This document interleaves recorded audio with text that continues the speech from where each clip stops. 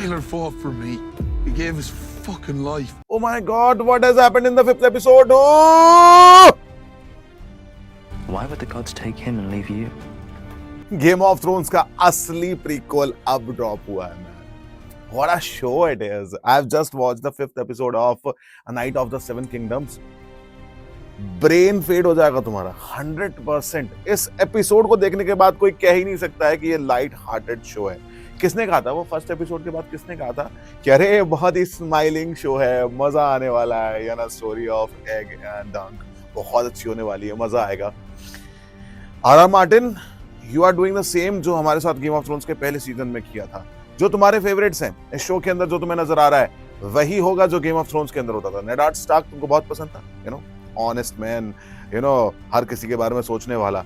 इसके अंदर भी Baelor Targaryen. Oh my god, what has happened in the 5th episode. स्वागत है आपका. एक और रिव्यू लेकर आ चुका हूं. I have just watched the 5th episode of A Night of the Seven Kingdom, जिसके अंदर जो हुआ है उसको देखने के बाद मैं ये कह सकता हूँ कि this is not for the regular listeners. No.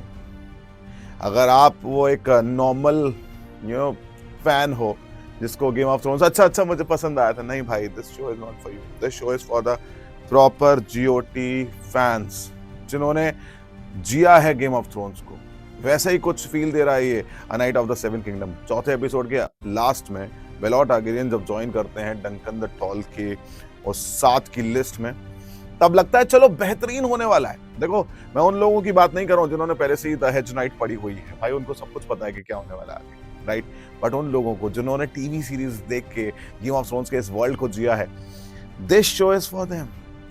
This show is for them. चलिए थोड़ा सा ब्रेक डाउन करने की कोशिश करते हैं. तो लास्ट एपिसोड तक क्या हुआ था कि 7 वर्सेस 7 का एक मुकाबला होगा, ठीक है. एरियन टारगेरियन की टीम है, इधर सर डंकन द टॉल की टीम है.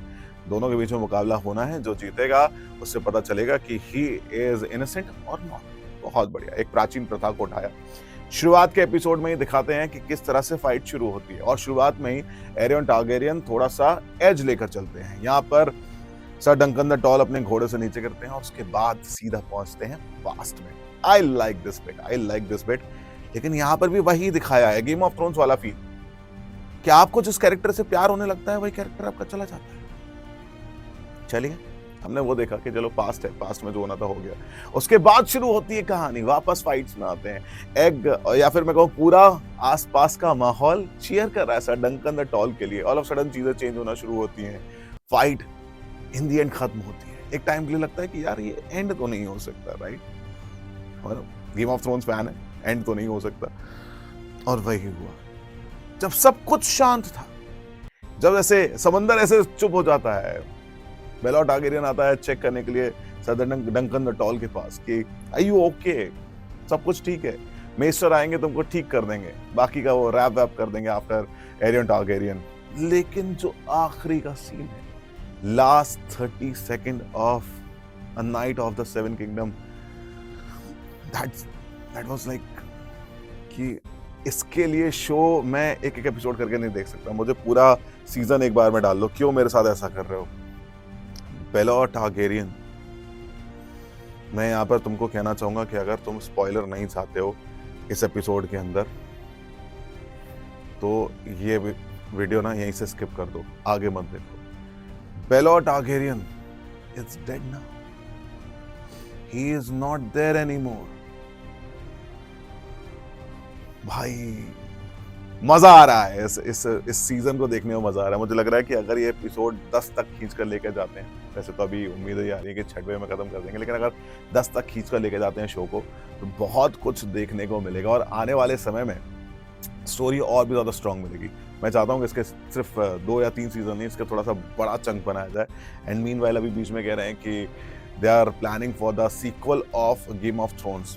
क्या ये सच है, कितना बिट सच है, ये जानेंगे. लेकिन आज का एपिसोड देखने के बाद मैं रेट नहीं कर पाऊंगा. It is one of the greatest episode of a night of the seven kingdom.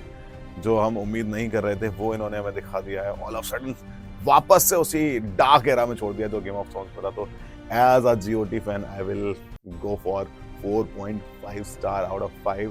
Reason वो आधे स्टार का ये है कि मुझे लग रहा है कि अभी और कुछ नया आ सकता है. So hope for the best. But या बिग थम्स अप। ओ सब्सक्राइब कर देना। Maybe you're not the knight I thought you were.